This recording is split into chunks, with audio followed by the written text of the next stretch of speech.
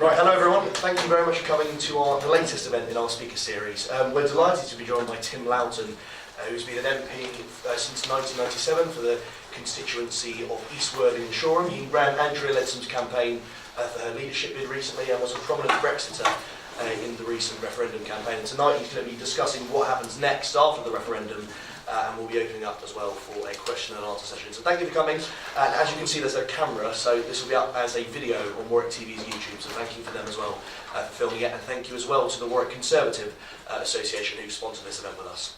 I'll hand it over to Mr. Loughton. Thanks, Henry. Good evening, everybody.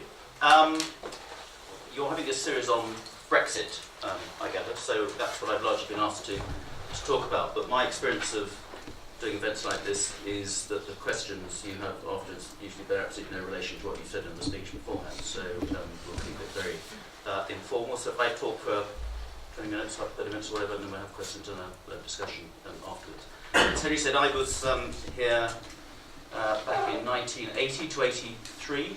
I'm one of 3 Conservative MPs who are graduates of Warwick University, the other being David Davis, who was here when it was first set up, I think in the 60s, studied computer science, I think it was, and then Andrea Leadsom, who was here the year, started the year after me, who's of course now the Environment Secretary, whose ill-fated campaign I ran just before the summer. It's good to see the Politics Society is flourishing these days. We didn't have a Politics Society here in my day, we just had lots of very militant, quite active political groupings, but it's good that politics is flourishing, particularly given there was a recent opinion poll where they asked people which professions they trusted, and the top trusted profession, I think with about 83% trust rate, came out as doctors, followed by teachers in the high 70s, clergymen who'd fallen to about 64%, and then you had to go all the way down to 14% before you got MPs, 1% below ministers, but 3% ahead of opinion pollsters, so there's a poetic justice there somehow anyway.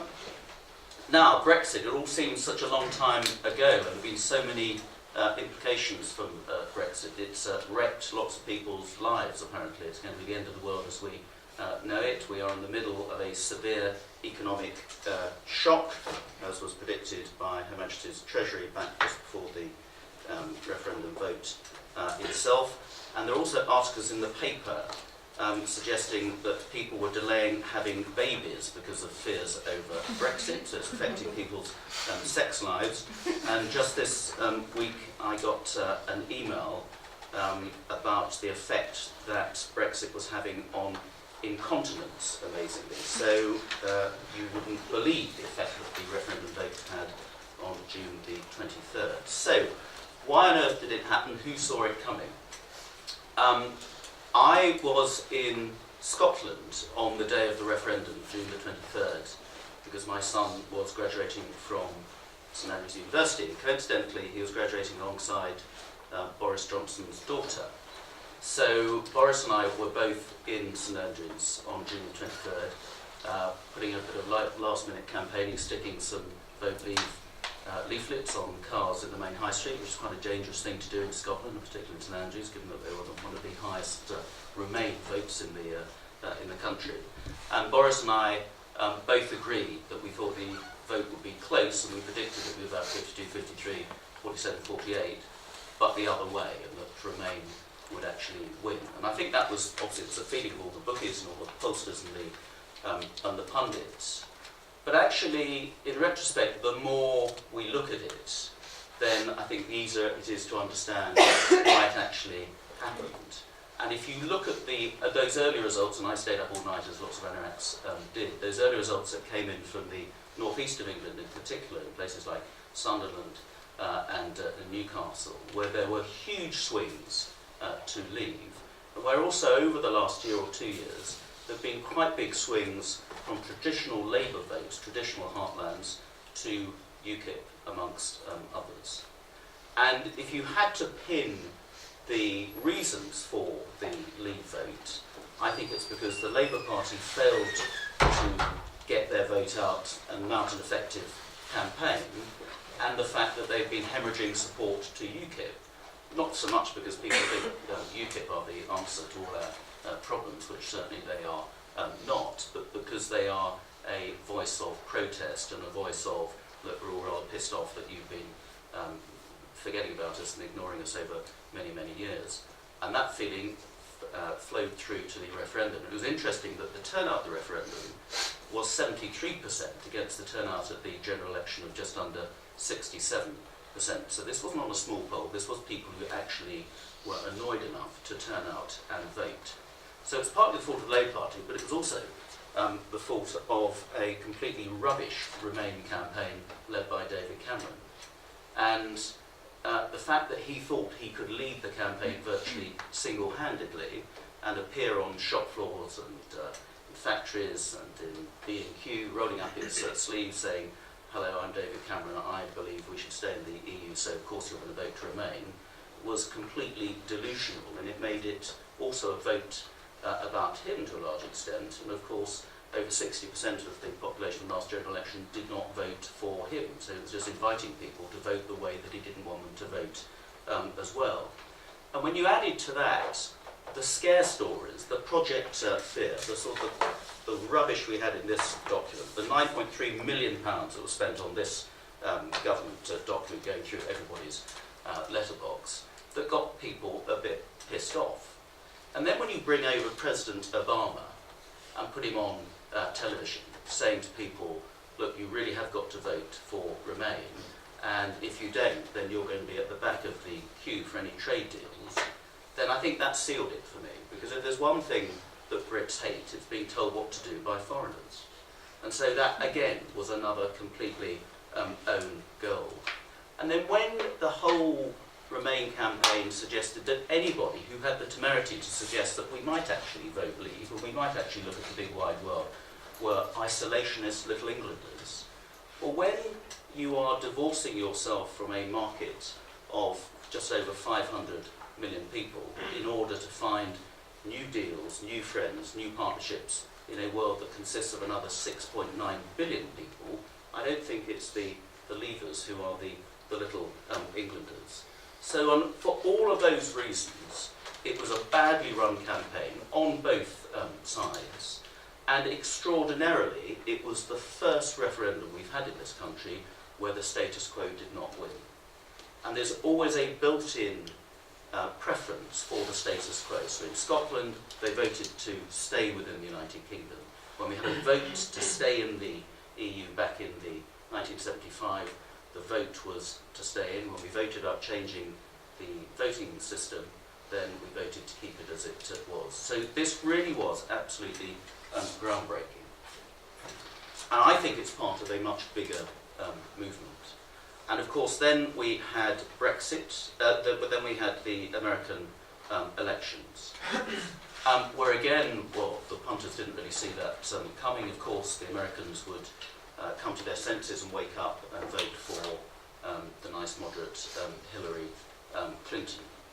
But they didn't. And I was in Washington at the end of September and then went to Mexico with a group of MPs. And there was a feeling in Washington at that time that actually there were people coming out of the woodwork who had not voted for years, if ever.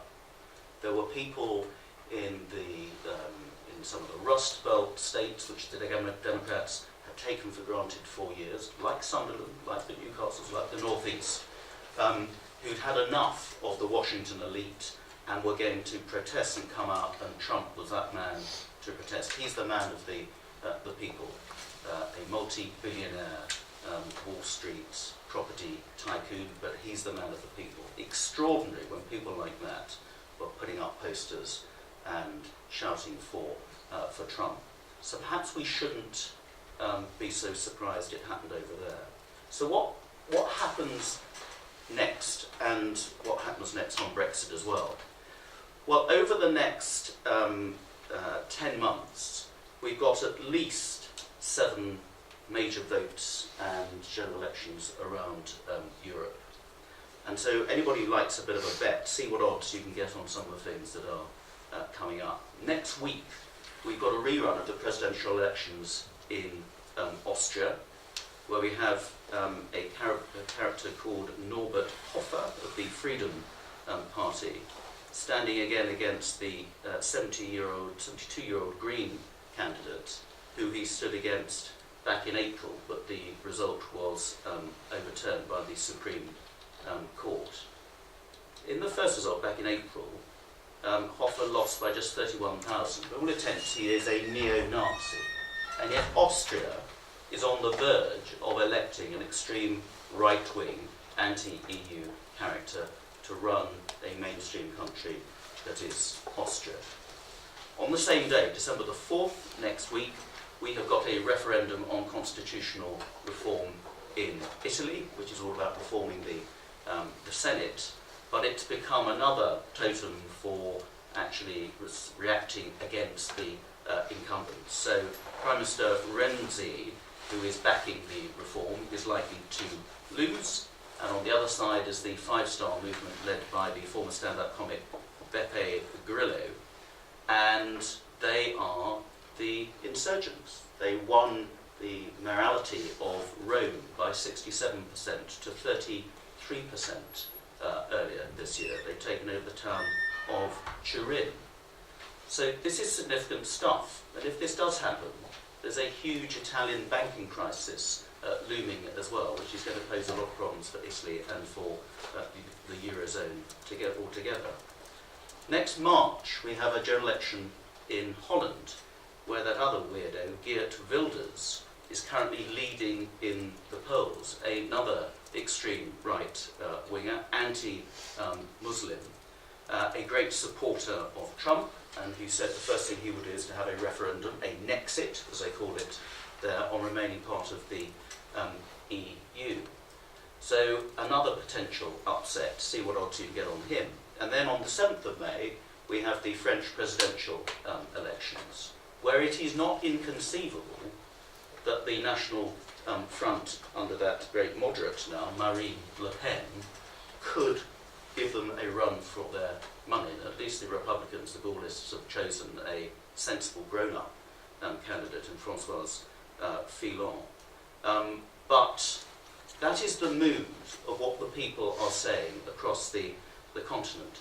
We then have elections in Germany at the end of October, where the polling ratings for Merkel's CDU have fallen from well over 40% to currently 30%, and the alternative for Germany are running about 15% in the polls. Again, very anti-Euro, very anti-refugees, and very anti-Muslim. And soon after that, we have an election in the Czech Republic as well, where the person well ahead in the polls is the second wealthiest man in the Czech Republic, who's running a political movement to cleanse the political elite of corruption and abolish immunity for politicians. And the incumbents, the Social Democrats, complain that his party are not an equal political party, but a media industrial conglomerate. So that's all right then. What is happening is that there is a stirring amongst many ordinary people who have been disengaged, disenfranchised, disenchanted with politics, who are finally saying, actually, I want my voice to be heard. And Trump, if he is successful, and if he's smart, he could get off to quite a good start, I think will further fuel that sort of movement that we're seeing in so many countries. So Brexit was an early indication of what is happening across Europe and across the globe to a large extent as well. Now let's just go back to the referendum and what it was actually about. Well, I campaigned for Leave, and I'm not, you might think I am, but I'm not a whirly-eyed, manic Eurosceptic. I ran something called the Fresh Start group of Conservative MPs, which was actually founded by Andrea Leadsom. It consisted of about 140, 150 Conservative MPs who were looking for ways of reforming Europe. And we spent the last 18 months, 2 years, doing a lot of research. We published lots of things like Mandate for Reform, which looked at ways that we thought Europe could be reformed. We came up with a traffic light system of green things that were easily done, orange things that would require a bit more effort, and the nuclear options that were that were read. We spent 2 years going around. I went around about a dozen European capitals, speaking to MPs, speaking to ministers, speaking to MEPs, and finding common ground where actually they weren't happy with the way the EU was being run, and they were up for reform as well. And so there was a deal to be done. The problem is, David Cameron didn't push for a deal that would actually have achieved any great reform in Europe. And faced with the very real prospect, the clear and present danger of the UK having a referendum which could possibly result in the UK, the second largest net contributor to the EU, a major power in the EU, leaving the EU, then if faced with that, the EU could not offer the UK a better reform deal, then I came to the view, and many of my colleagues did, that they were never going to reform. And I think the EU is in terminal decline. They now account for just 60% of the world's GDP that they had back in 1990. It is a shrinking trading bloc. It's becoming uncompetitive. The Eurozone crisis hasn't gone away. It will be re-emerging in Greece, in Italy, and in Portugal again soon. So if we were to stay part of Europe, Europe needed to show that it wasn't in denial about its problems, that it knew it had to reform, and it needed to do something about it. And it completely and utterly failed to do that. And that's why I think what's happened in the UK is just the start of people saying, enough is enough, we've got to change. But it might just turn out to be too late, because I think we are going to see referendums in places like Holland and Denmark, and perhaps even Sweden in time as well. And we've started that ball rolling. Now, what was wrong with Europe, and where are the opportunities now rising? Well, one figure I banded around a lot during the referendum was the fact that 1 in 12 people on this planet is an Indian under the age of 28. That is where the future is. That is where creativity, big markets, and emerging middle class is. And yet the EU spent just over 9 years trying to negotiate a trade deal with India, which then collapsed. Liechtenstein and Switzerland took just under a year to negotiate a trade deal with India, which is now in place, and yet the EU completely failed to do that. Since we announced that we're coming out of the EU, no fewer than 27 countries, including Australia's, South Korea's, India, Brazil, big trading partners, have said, we want to get there to do a trade deal with you just as soon as you are free of the EU. They are part of the 6.9 billion people who live around the world outside of the EU. The EU has so far negotiated trade deals with countries whose economies are worth in total some $7 trillion. Chile has negotiated trade deals with countries whose GDP is worth $58 trillion alone. The EU cannot do trade deals. It just cannot pull them off, and particularly with the big and growing economies of the world. So that's why we had to set ourselves free to be able to go out and do those trade deals. Countries like India, based on the English legal system, where we have an awful lot in common, we have a head start over so many other countries. The other big reason I think we had to get out of the EU was the impact on business. Each year we have something like 3,000 new regulations affecting businesses coming out of the EU. And yet some 95% of businesses in the UK do not trade with EU countries, but they are bound by all the rules and regulations that the EU produce. So it just seems crazy that we are hidebound by so many of those regulations that don't apply in other parts of the world as well. And for those who say, oh, does that mean you're going to get rid of all the labour regulations and things like that? Absolutely not. Most of the labour regulations around paternity, maternity leave, all those sorts of things were actually pushed by the UK in the first place. We were very innovative in those in those areas. And the day after we come out of the EU, nothing changes.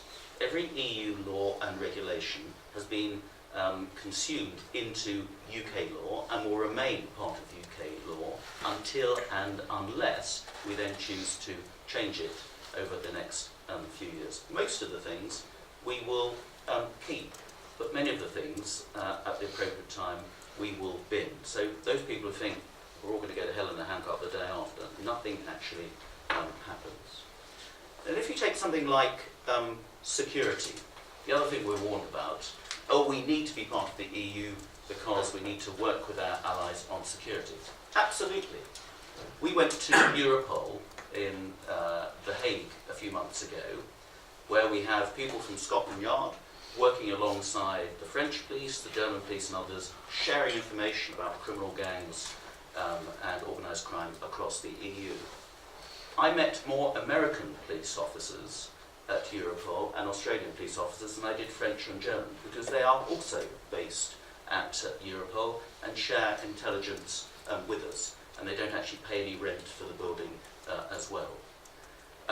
So are we seriously saying that if the Belgians got wind of a terrorist cell operating near the Channel that posed a threat to the UK, they're now not going to ring up Scotland Yard because we're not part of the EU anymore and you can sort it out yourselves? Of course not. We will continue to share cooperation between police and intelligence, and the best intelligence sharing is actually between what's called the Five Eyes group, which consists of Canada, America, Australia, New Zealand and the UK, that shares information much better than they do in Europe.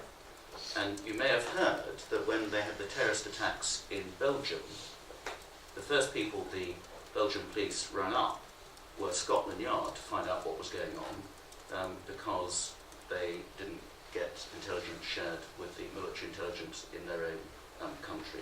We are way ahead on all of this. We will continue to be way ahead and share information outside of the EU. And there are other things where the EU just wasted so much money on regional policy, which takes a third of the whole EU budget. We pay in £5 billion, we get £1.7 billion back, mostly going to West Wales and Cornwall. So we are paying to give regional aid after a large slice has been taken up by the bureaucrats in Brussels, to go to richer countries like Germany and Poland, as well as some of the poorer countries. Where's the logic in that? And in the Common Agricultural Policy, £4.2 billion we paid in, we get about £3 billion back, added to which we've been fined £642 million over the last 10 years as well, which goes back to Brussels. Why can't we spend that money better ourselves on our own agricultural priorities, our own animal welfare priorities, of which we're streets ahead of the rest of the EU, our own environmental priorities, and the fact that in the North Sea, 60% of the fish in the North Sea are in British territorial waters, and yet under EU law we're only allowed to land no more than 25% of it. Where is the sense in that? So for all these things, it was the right thing to come out of the EU, and I think we will increasingly see that when we can make decisions about how we spend that money, and politicians who make those decisions will be answerable to all of you and everybody else in this country. So I think there is huge opportunity, and I think it's a really exciting time ahead, but it's also going to be a really bumpy time ahead. Nobody pretended that this was going to be easy. When you've been in a marriage for 43 years, the divorce bit is easy. It's the row over who gets the dog and the CD collection that really takes up all the lawyers' time. And some of them are not going to make it easy for us to come out, because they're scared stiff that we are the starting point of others having referendums and coming out as well.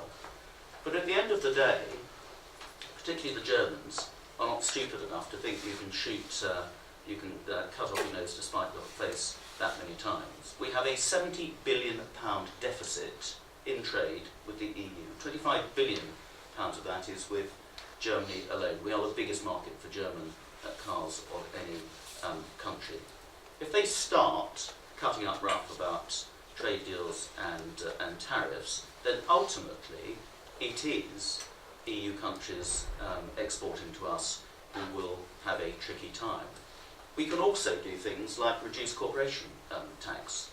We are one of the lowest corporation tax places in the EU already. We would then be free to reduce it to whatever levels we thought were attractive to encourage people to come over here. And let's just look at how bad the news has been since June the 23rd. We've had our GDP going up by 0.7%. Apparently we're going to go into recession, if not depression, by now. The OECD has actually had to revise up its forecasts to growth of 1.7% for this year. We've had consumer spending up by 2.5% year on year. We've had consumer confidence is up by its biggest margin for several years. Retail sales were up 6%. Exports to the EU have gone up more than 9% so far. We've had a 20% increase in travel for tourism from the Far East. We've had Nissan, which is responsible for £100 million of our balance of trade, has committed to Sunderland, and we've had Google committed to 3,000 additional jobs, £1 billion investment. Facebook increasing their headcount by 50%. The Singaporeans are building the largest, the tallest building in the city. Apple are building a brand new headquarters in Battersea. These are not the actions of businesses who think that the UK is going to be isolationist and going it alone. So we need to spend the next months preparing for triggering Article 50. Nobody had a clue what Article 50 was before the referendum. Now people talk about nothing else, certainly in Worthing. This is the trigger by which we start the clock running on getting out of the EU. Now people are saying, oh, it's never going to happen, why have we got to wait until March, etc., etc.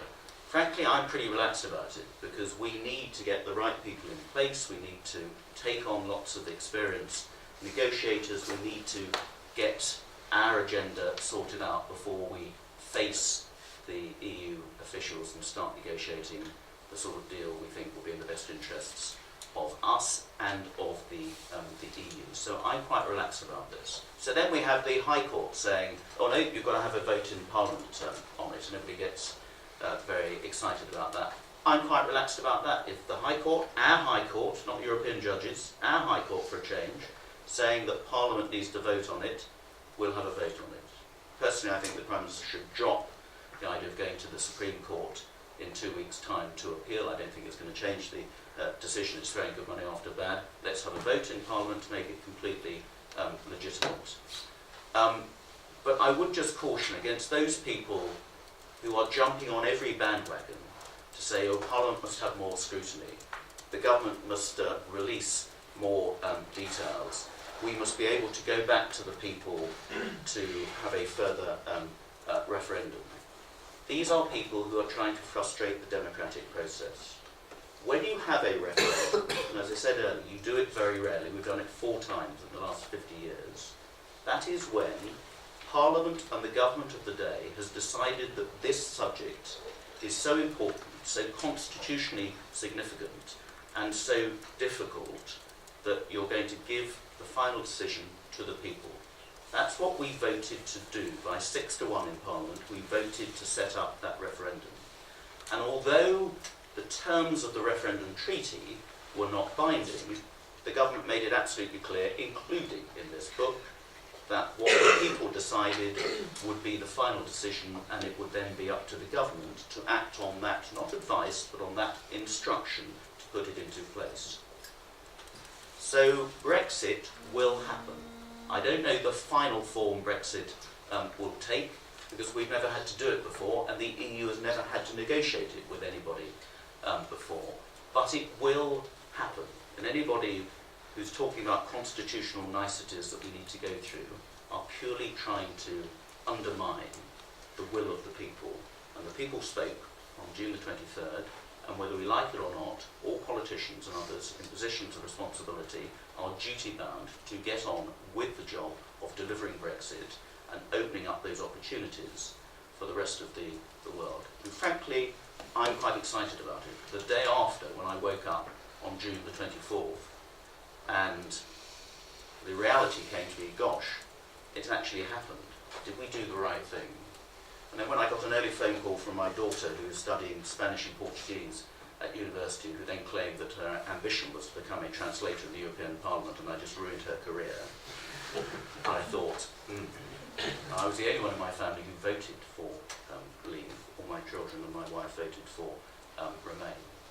But the more I've looked and reflected on this and what is coming out, the more the opportunities are, the more I'm convinced we absolutely did the right thing. It was a brave decision, but it's the right decision for the future of this country. And I have no doubt now that in 3, 4, 5 years' time, we will look back and we'll say, how on earth did we stay a part of that racket that has become the EU for so long, and why didn't we get out earlier? That's my view, that's where we're going. I think a majority here possibly disagree with that, I don't know. But what's really good about this whole process, and whether you got the result you wanted or not in the referendum, there was a national debate, just as there was in Scotland on the referendum, and it engaged people in politics. Again, it engaged a lot of younger people who did go out and vote, and the majority of younger people, however you define that, voted to stay in. And if more of them had gone out and voted to stay in, the result might have been different. So I think it did show that actually, however small, however insignificant, however distant, remote you may be, your vote, your engagement in the political process actually does matter and can make a difference at the end of the day. So whatever we think about the result, that's been a really good boost for politics and the democratic process.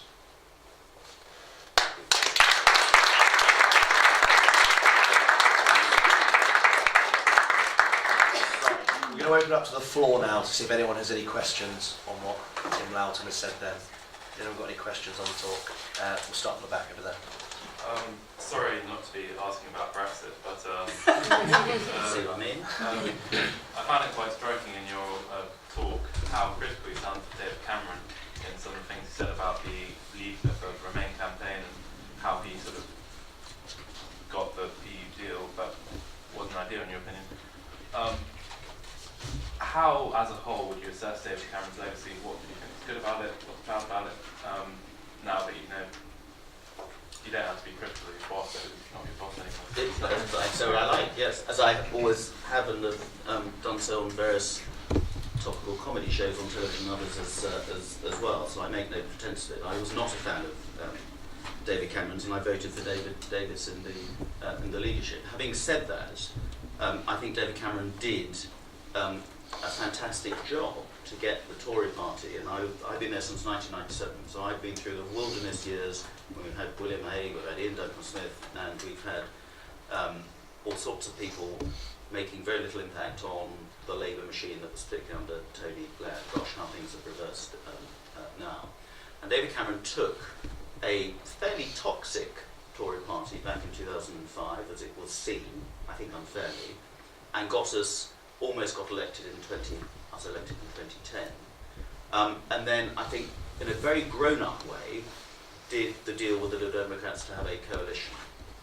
And that was the right thing to do for the country at a time when the economy was in quite a fragile state. So I think for that he should be given a lot of credit. What I don't like, and what I think did a lot of damage to politics, is he ran government as a chumocracy. And certainly, having been a minister in a department as well, where we felt completely detached from number 10, and the decisions were made, and the country was being run from number 10, not by reference to the people he put in positions of power in various departments of government to advise on policy and come up with policy and run the health service, the education service, or whatever it might be. And he also was very detached, and I think slightly scornful, of the Conservative Party as well. I don't think he particularly liked the Conservative Party. You know, somebody who's a real anorak and grew up in the Conservative Party from the age of 14 as a young Conservative, then as a Conservative student here, then in local politics in London, then I have a great affinity with my party. He didn't. And I think that that did a lot of damage. And I think he will be remembered, unfortunately and perhaps unfairly, for the person who took us out of Europe, which I think is fantastic, but that was not what he was trying to do, who I think let his own slight arrogance think he could run the campaign and could take people with him, when clearly that didn't happen. And I think the final insult was the resignation honours list, where a lot of people who really should not have received those sorts of honours, who happened to be his chums, got those honours. And I think that hugely undermined and devalued the honours system as well.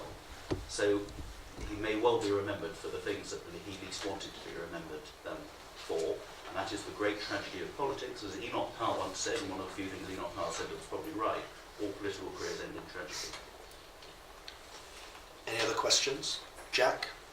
Yeah, and once we do finally leave the European Union, will the Conservative government, will you yourself push for a removal of all the civil servants who were in the same vein of the EU bureaucrats who pushed forward and gold-plated EU regulation and made many EU decisions worse for us in the UK?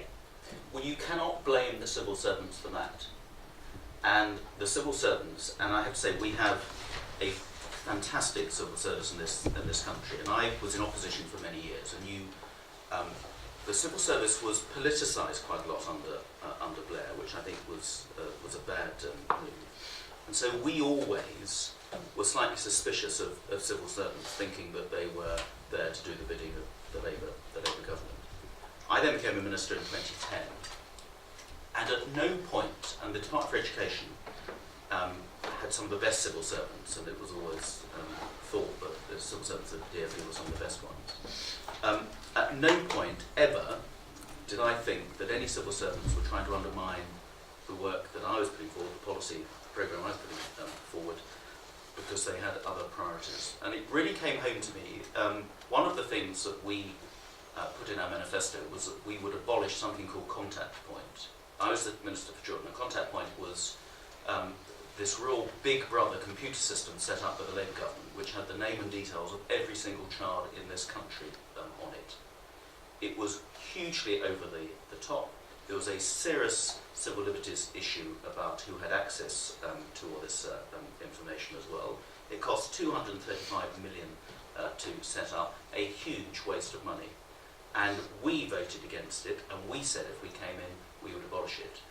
A whole department within the DfE had spent years setting this up. It was a huge project, very complex project. One of the first meetings I had was with all the civil servants, senior civil servants who would be responsible for setting this up. And the director said to me, Minister, we understand that your policy is to shut down Contact Point. Our job is to make that happen as efficiently and effectively as possible. And within 3.5 months of the election, we shut that down. And they did a 180-degree turn in order to serve the government of the day and produce the goods that was the policy of the government of the day. So don't blame the civil servants, it's the politicians that should always take the buck. And if people say, well, it's civil servants gold-plating all this policy coming from the EU, a lot of that has happened, but politicians and ministers have the power to stop that. Any other questions to Tim Loughton, Rees? Firstly, thank you for coming. I think you put forward a really interesting discussion of the economics post-Brexit, but I think you've missed out a big part of the social side. So post-Brexit, the police have reported, as most people already know, a 41% increase in hate crime, an increase of over 2,241 in the month of June, of racially motivated attacks. Furthermore, even homophobic attacks have increased by 147%. But despite this, my main concern is that Theresa May has been rather quiet on it. A few things, for example, the Czech Prime Minister contacted her about concern of a Polish man who was killed. Polish, not Czech. Yeah. Sorry, Polish. Yeah. And her response was that the attack wasn't number 10's response was that the attack wasn't racially motivated, but were doing things to do with hate crime. However, other MPs, previously David Cameron, Boris Johnson, Amber Rudd, have all clear and publicly condemned hate crimes. However, Theresa May has yet to do that. So first of all, I'd like to ask if you would condemn Theresa May for not publicly denouncing hate crimes and trying her best to fight against them. and also whether you'd also condemn newspapers such as the Daily Mail, which refer to immigrants as swarms, humanise them, and to great extents to create this pit of hate, which is where the hate crimes came from. I'm always very happy to condemn the Daily Mail on a whole matter of things, and not least for putting 3 High Court judges on the front page of their paper and referring to them as the enemy of the people. Whether you like their judgments or not, they are the people in a democracy and on an independent legal system are put in place to observe and uphold the law, and that is what they did in their judgment. That does not make them the enemies of the people. It makes journalists the enemies of democracy by challenging their legitimacy. So I have no problem with the men on that. And absolutely, hate crime, absolutely I would condemn. But I think you're wrong about Theresa May, because Theresa May, as Home Secretary, was very hot on hate crime. And I sit on the Home Affairs Select Committee, so we have her in front of us a lot. We're currently carrying out a study on hate crime for the Home Affairs Select Committee, and she is absolutely adamant on it. So I don't think that's a correct portrayal of her, and she's no less strict on it than Amber and many others. And if you asked her, I'm sure she would come up with a very robust view of it. But what happened on hate crime, we are back down to the normal levels of hate crime soon after. There was a spike. Some of that, there was a spike in homophobic hate crime. I'm not sure how you connect that with people voting to come out of the EU. But there are cretins, bigots, usually very ignorant people, who will use any excuse to pick on somebody they don't like, be it people who are of a different faith or from a different country, a different colour, whatever it may be. So the question I put back is, and those people need to be stamped on, they need to be prosecuted, they need to be brought to book, whatever the trigger point is for them. The question I pose back to you is, if we voted to remain, do you think we would have seen that spike in hate crime? It might have been even worse. I think the answer is possibly it would. With some of these complete cretins who thought that we were going to come out of the EU and then want to take it on to somebody else that we hadn't got that result. We are the most tolerant country in Europe, if not the world, in this country, and that absolutely must stay the case. And I'm pleased that the worst we have to cope with in mainstream political parties is UKIP, who are fairly bigoted. Some of them are racist, but they are not a patch on some of the real extremists we see in other parts of the EU, who are seriously dangerous people as well. Of course, we've got the EDF and some of the complete maniacs like that, but they're a very small part actually of politics over here. So hate crime has no place in this country.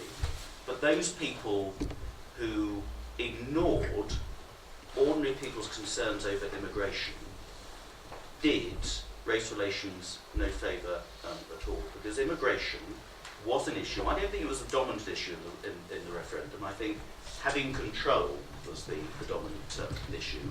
But people were concerned about the levels of immigration. When you look at the figures that have come out today, and it doesn't matter from what part of the world immigrants come from, 650,000 people came to this country in the last year, the highest number ever. Those almost 300,000 were from the EU, the biggest from Romania, and the net figure, when you take up those people leaving the country, is 335,000, which is almost a record as well.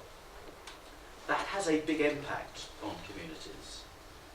People are concerned about that. Some people may be concerned because they are racist, but many good, ordinary, mainstream people are concerned because the pressure it puts on infrastructure, on jobs, on education opportunities and others as well. And we need to understand that. And I think it's because the establishment, the elite, did not understand that, and anybody who expressed any concerns about that were condemned, in the words of Gordon Brown, as being a bigoted old woman.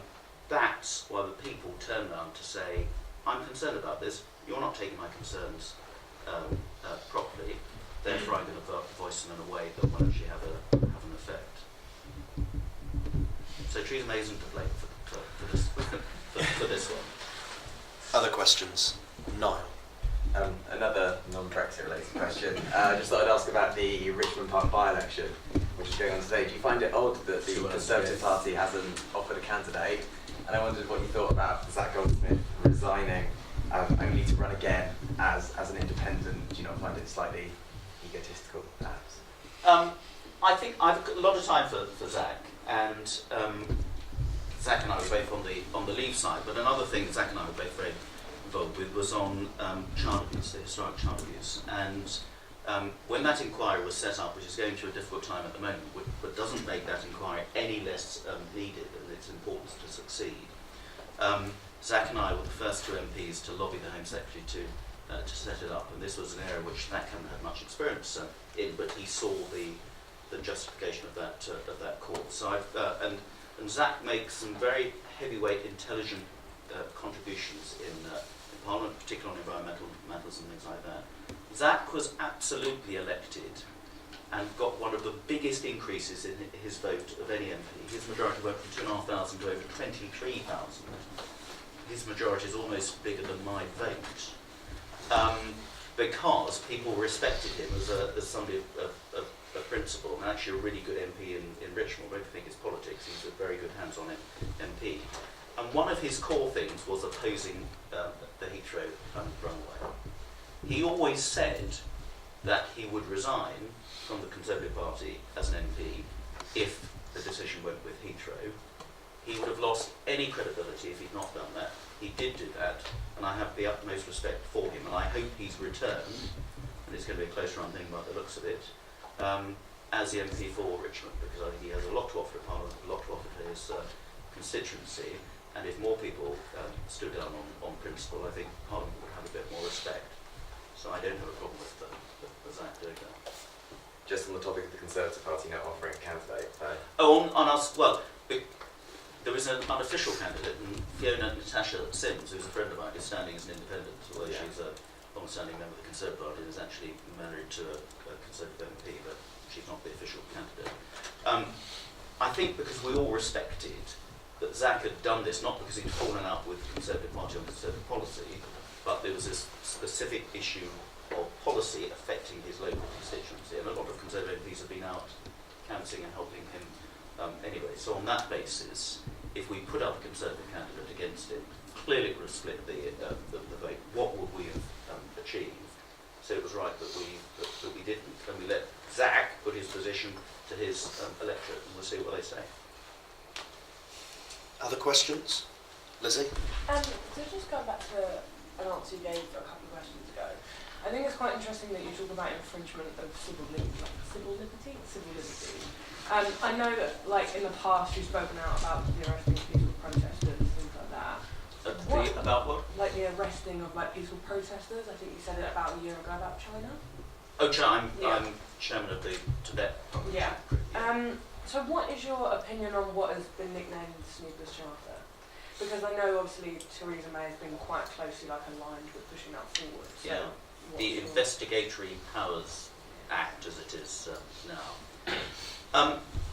It's a really hard one, and I voted for it, and it's a really complex technical bill. And effectively though, what it does is not to give the police additional powers of observation.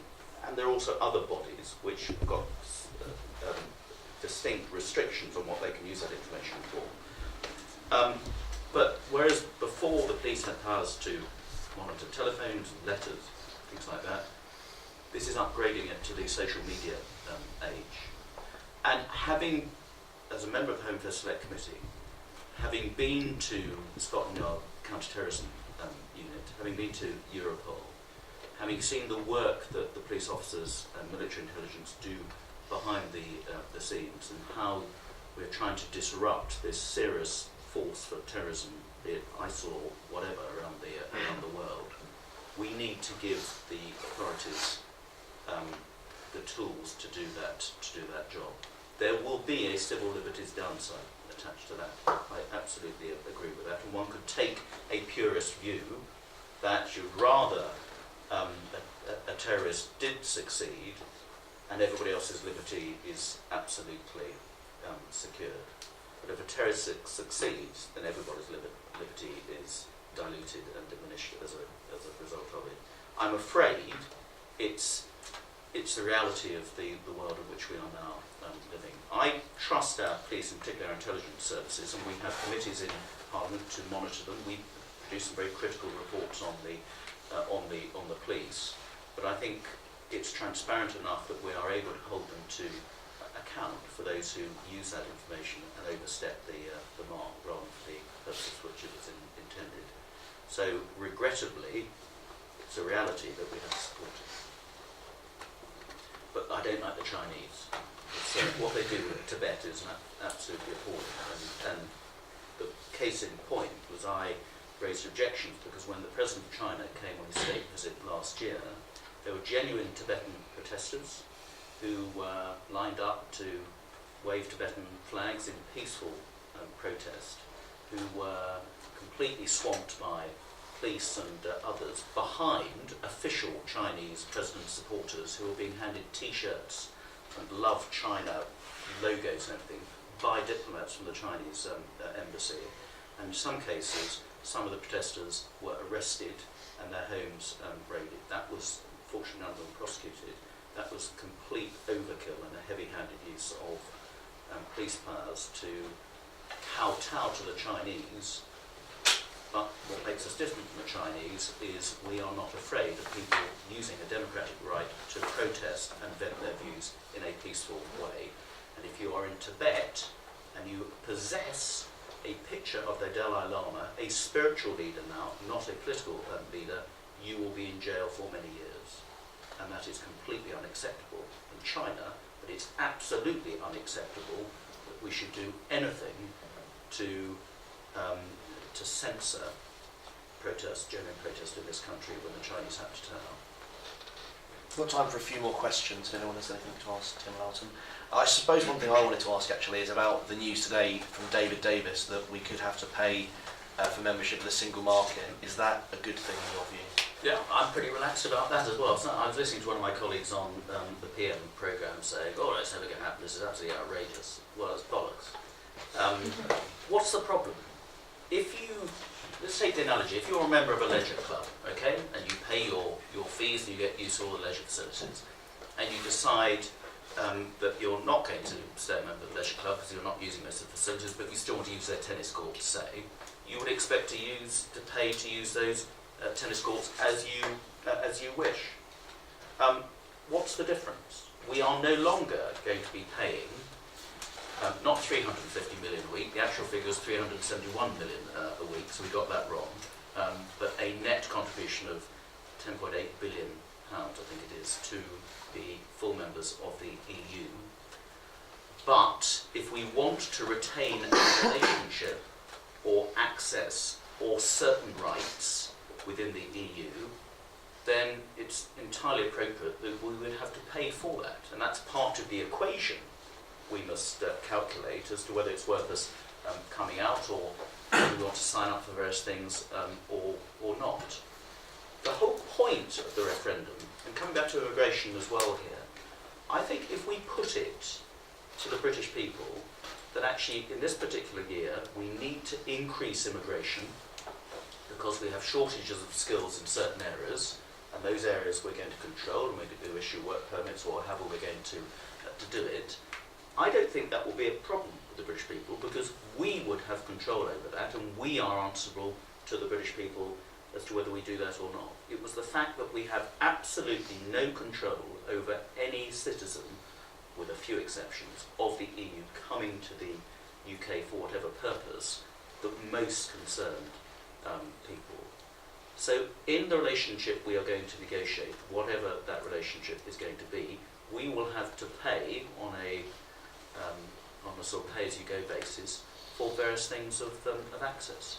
But at the end of the day, we have some strong cards because we buy £70 billion worth more of their stuff than they buy of ours, and we have the preeminent financial centre in the world in the city of London, which is a major boon for the whole of Europe. So people complaining that the City of London is going to suffer because of the EU, it's EU banks that stand to suffer more because 40% of Deutsche Bank's business comes from the City of London, for example. They are headquartered in the City of London. Outside of the EU, they will be subject not to EU regulations, but to London regulations. So actually, if anybody needs this whole passporting argument we have, there are 8,500 passports that the EU have to trade in the UK. British firms have 5,000 passports to trade in the EU in financial services.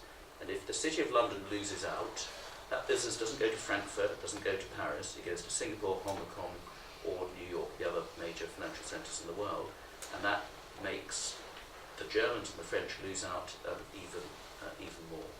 So we will come to an accommodation eventually when they realise that it's in everybody's interests that Britain is doing well and Europe is doing well, because they will remain our major trading partner for some years to come, albeit on a declining amount. What about people that say, though, so if we do end up leaving the single market, that we didn't, so I know people in your party, people in Labour, people in the Lib Dems, will say that we should have, mainly in the Lib Dems actually, we should have sort of another referendum or something in place so the British people can vote on the terms. So if they've been trusted enough to vote to leave, they can be trusted enough to vote on the terms of leave. But you can't do that. We voted to leave, and when you trigger Article 50, which is what we've been empowered to do, you are leaving. Article 50 isn't, you can negotiate and then see how it looks at the end of it as to whether you stay in or leave. We are leaving. That's a one-way street. So you can't then have a vote at the end of it on, do you like this deal? Because if the people then vote no, you're stuffed. So, I can envisage there could be a vote on some choices, and if we are faced with some major choices that we will have to allow some form of access on free movement in order to enjoy this, or we have no free movement, but it means we don't get that, there's a possibility that there could be a multiple choice option. And the government might decide, I think this is unlikely, might decide that there'll be a further popular vote on those choices. I don't think it will come to that. Frankly, I think negotiation is going to not take as long as everybody is fearing, and I think things will fall into place in a rather more orderly way than we might think. There's a lot of gesture politics going on at the moment, but when we get round the table, it's in nobody's interest for this thing to go on forever and uncertainty to go on forever. But there will be no second referendum on whether, effectively, we can come out on those terms or not. It is going to happen, and it has to happen, otherwise the democratic process means nothing. Okay, any other final questions? Lizzie.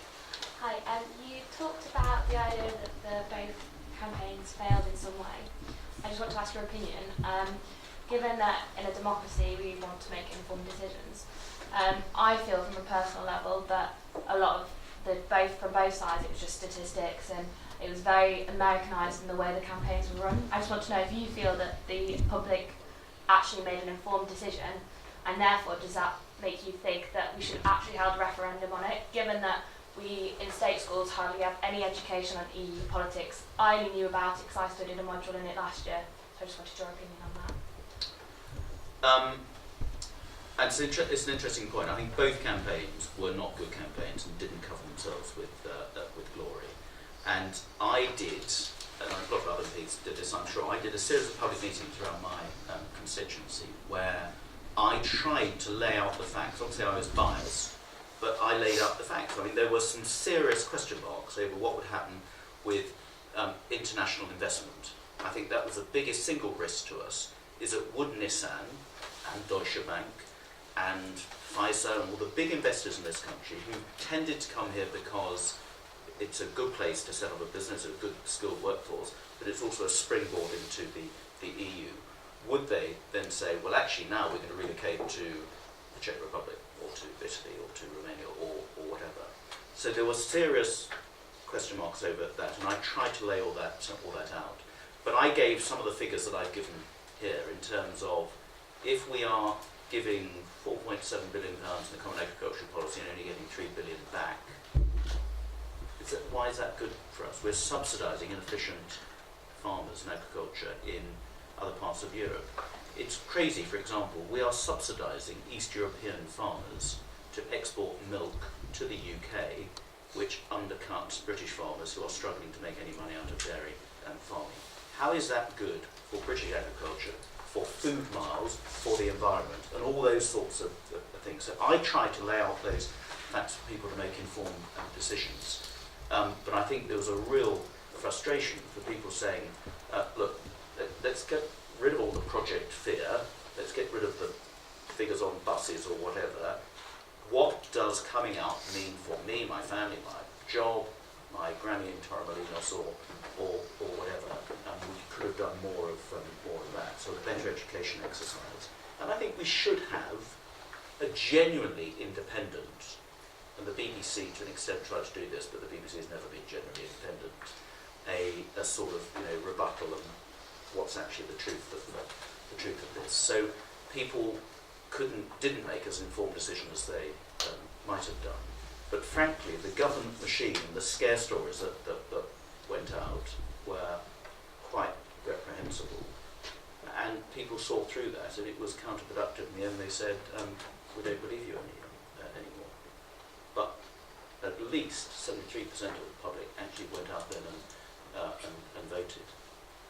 And what I really hate is those on the left and the Ramonas, as they deserve to be called in some cases, saying, well, Leave only won because it was old people and thick people and people from up north who voted Leave.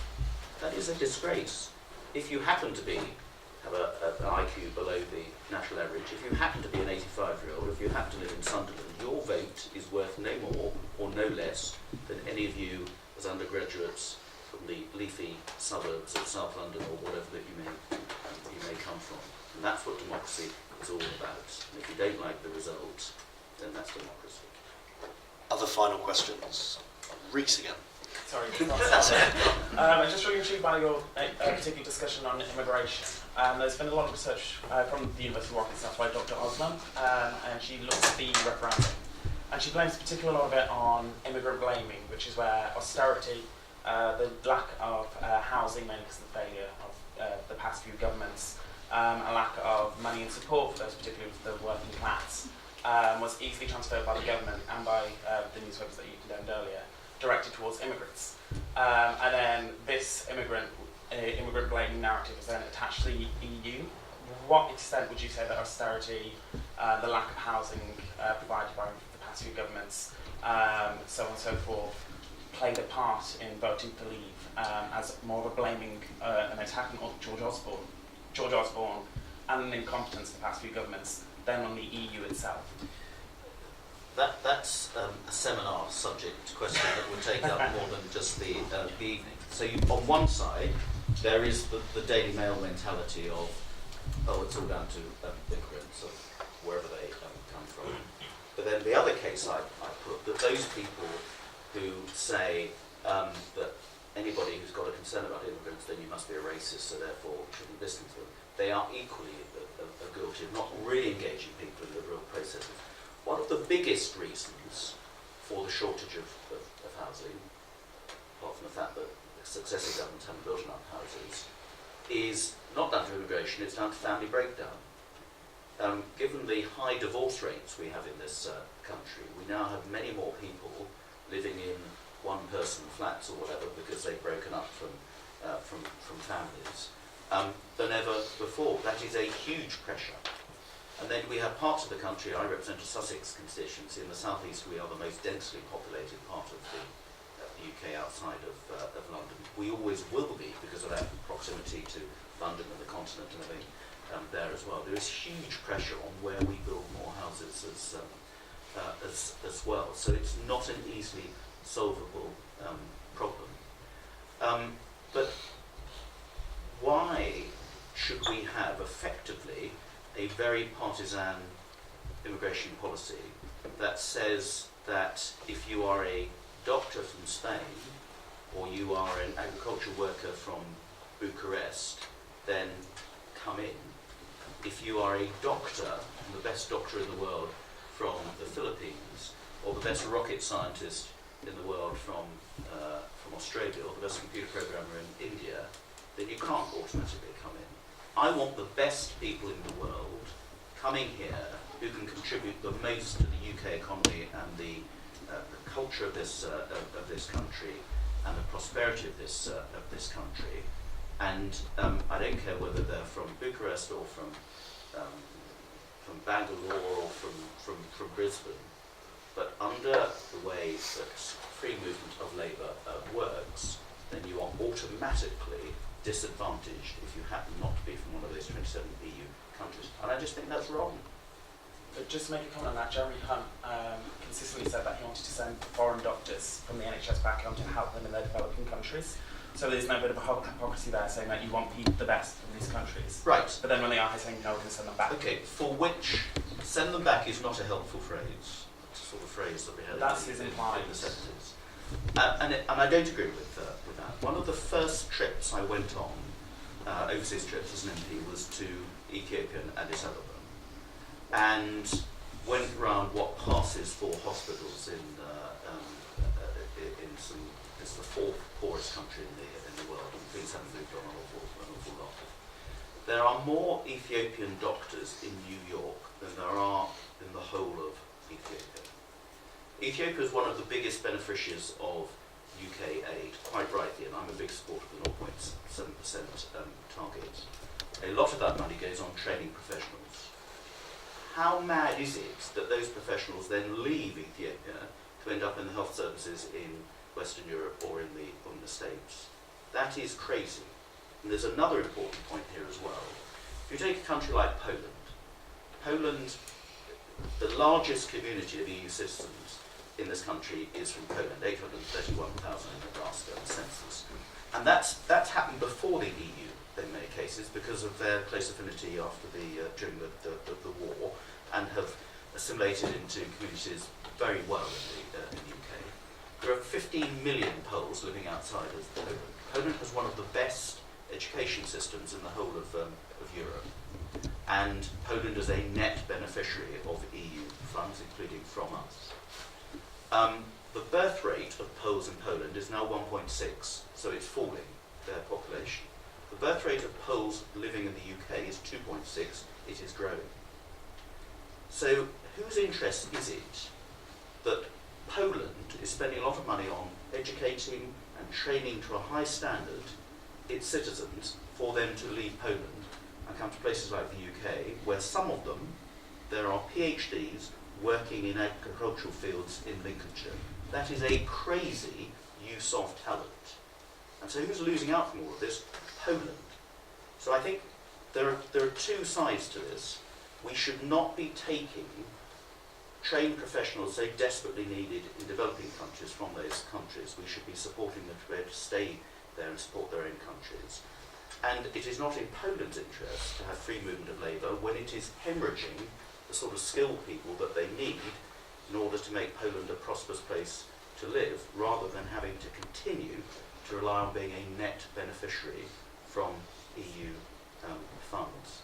So that's what this is all about. I have no problem with Spanish doctors and Polish PhDs, whatever, coming here, but not at the expense of their home countries as well. And frankly, we should be putting more into training doctors and nurses in this country ourselves. We've got people who want to do it, people who've got the talent to do it, and we need more of them. It's crazy, then we have to rely on importing them from other countries anyway. Thank you. Right, maybe one more, and then we'll have to go. The last question. No pressure. That's right. Right, I think we'll leave it there. Can we give a big round of applause?